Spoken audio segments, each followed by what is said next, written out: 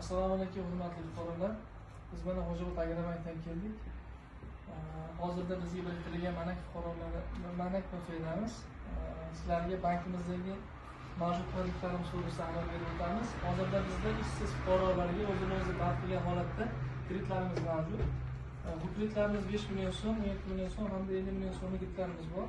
5 million so'mlik biznesga birinchi qadam dasturimiz bor.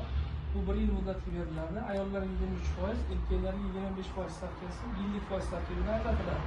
Buning uchun fuqarodan oxirgi 6 oy davomida rasmiy daromadga ega bo'lmasligi kerak, o'zini-o'zi band qilgan bo'lishi kerak. Va mahalladan tashkilotnoma olgan holatda bizga murojaat qilinsa 5 million so'm kreditlarni plastik kartaga tushirib beriladi. 17 million so'm kreditimiz bor. Biznesga ko'mak dasturi asosida 1 yil muddatga beriladi. Bu ayollarga 23%, erkaklarga 25% plastik kartaga beriladi. Buni fuqaro o'zini-o'zi band qiladi va sug'urta puli to'laydi. Kredit kartasining xataridan sug'urta to'lovini